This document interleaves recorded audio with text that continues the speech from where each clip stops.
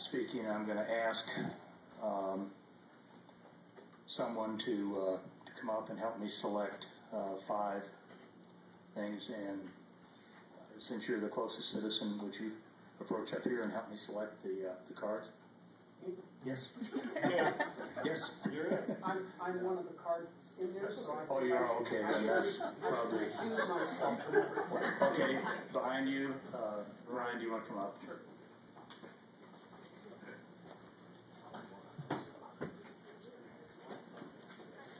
We need to have you pick 5. And they're upside down.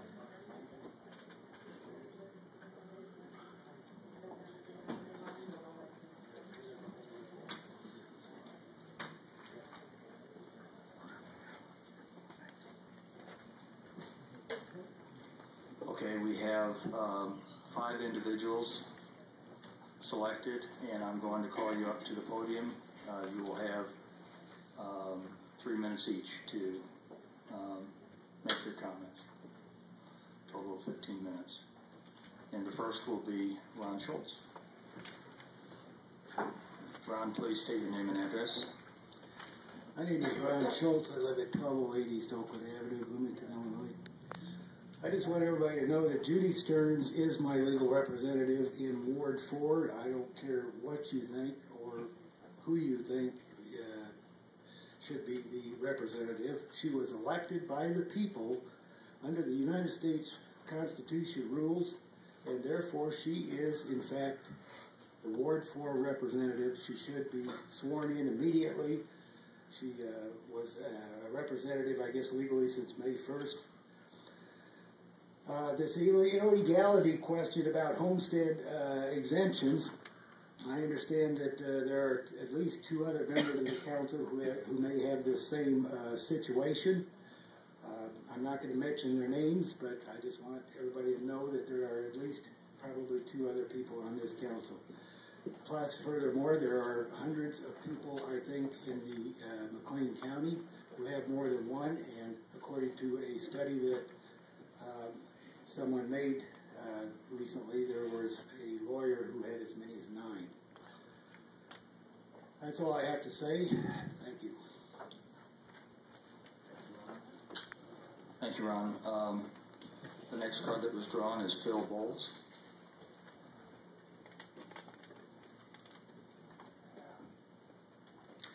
Phil, please state your name and address. My name is Phil Bowles. I live at 1 Palm Court in Bloomington. And if Dale Nassiter's name hasn't been drawn, can I give my time to him? Actually, no, you couldn't, but his name has been drawn, so you're okay. Okay. All right, then. I don't really have a whole lot to say here, but I am disappointed that Judy hasn't been seated or sworn in or whatever the technical name for it is. And I have had the pleasure to speak with many people here on council about different issues, and I do appreciate having that time. And I look forward to talking to people in the future about other issues, and also to some of the city council members I have not yet met. And without taking a whole lot of time as far as the situation is concerned, I have one word. It's railroaded. Railroaded. Thank you. Okay, thank you, Phil, and that was very concise. We appreciate that. As I said, the next name drawn was Dale Nassiter. Dale, are you here? And again, we need your name and address. Dale Nassiter, 202 Greenleaf, Bloomington, Illinois. I'm very angry today. I'm very disappointed. I'm watching a witch hunt. I don't like what I'm seeing here. Judy's very outspoken, and that bothers some people. And they brought a candidate against her, and it seems like they timed something to just attack her right before the election. And the people still voted for her because she's a good person. There's some question as to what really did or didn't happen. If she did something wrong, slap her hand, and let's move on. This is silliness. Does anybody in the room have any parking tickets that haven't been paid? Should we get a counsel for that too? Get some attorneys on that? I'm not a perfect person, and I make mistakes, and I move on from it. If anything was done wrong, fine. Move on, take care of it. But I'm angry at what's going on to get her out of here. She's outspoken, she's tough, and I like that. And the people voted for her because of that. And I'm very disappointed with what's going on here tonight. And I'm sorry that I'm angry, but this is a witch hunt, and it's not right. Okay. Thank you. Next is Lee Newcomb. Lee? And we need your address. Lee Newcomb, 1404 Royal Point Drive, Bloomington. I've been involved in politics in this city and this county for over 20 years. I don't know but a couple of you on this council personally, although I know who all of you are and you probably know who I am. I've been involved in a lot of tough issues over the years, and I'm known as a person who easily takes stands on issues. But I've also always shown respect to people who disagree with me, because I believe that people can disagree on issues, and you don't have to have hate involved, and you don't have to have hubris involved, and you don't have to be mean to each other, and you don't need to call names.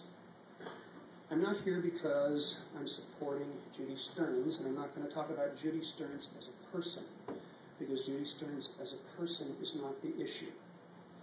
To me, the issue is the law. You don't have to be an attorney to understand the law, and many people who are not attorneys hide behind the statement, I'm not an attorney. You don't have to be an attorney to understand the law. You also, as a city council, have employed a corporate counsel who told you tonight that there are only 2 reasons that you could deny a seat on the council. Despite that, you took a vote to deny a seat on the council. And what were the reasons that you all spoke of? They were simply subjective, emotional reasons. Well, I've gotten phone calls. Well, I think there are questions involved.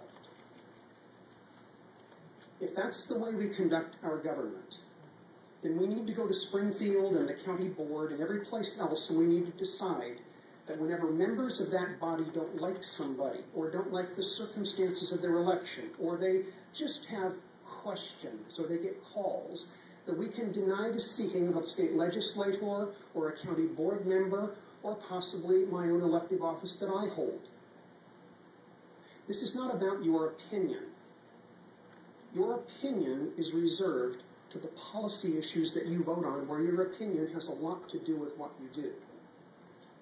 But your opinion hasn't got a darn thing to do with what the law is, and your corporate counsel told you what the law is, and you as a council, except for one, decided we don't give a darn about it. We'll vote on what we feel. And what you did was wrong.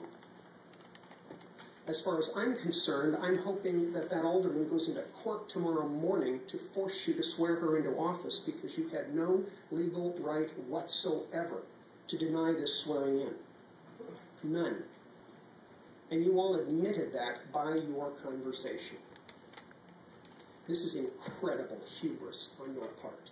Incredible. Okay, thank you for your opinion.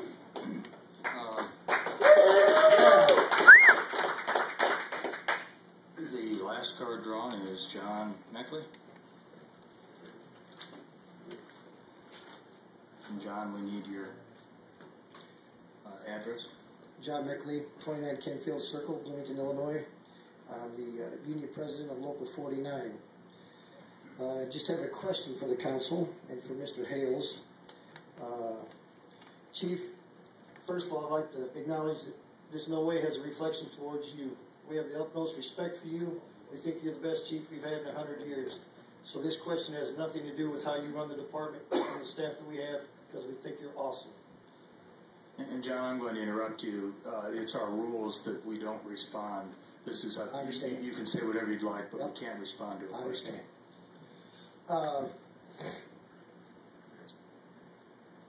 Local 49 has been without a contract for over 2.5 years. We went through an arbitration process.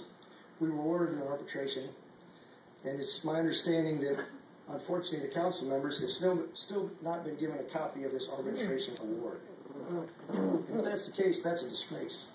I'd like to know what city management is hiding, because city council can't be expected to vote on a contract issue if you don't have the facts, and I wouldn't expect you to do that, because I wouldn't do that. It's wrong. The process was finalized March 25th of this year. That was 46 days ago. At the end of 30 days, it basically took effect. I was told at the last council meeting that City Council in the next few weeks is going to vote on the arbitration award. Well, I don't know what you're going to vote on, because if everyone votes no, you still lost. You lost your wages, but you won your insurance. It's unfortunate that you didn't get to read the arbitrator's award, because he's very critical of the city. Very critical. He makes it very clear that if the city would have worked with Local 49 union any way whatsoever, that an agreement would have been hashed out a long time ago. It cost the city hundreds of thousands of dollars because they hired a lawyer from Chicago to come down and negotiate this contract. But yet the city has no money. But we have money for lawyers. I agree with what the gentleman here said. People don't have to agree on issues. But we had 30-some issues, and we agreed on all the issues except for 2. And on the very last day of arbitration, the arbitrator approached us with a compromise, and we said yes, and the city said no. The reason I'm speaking to City Council is because it was all put on City Council. You were the scapegoats.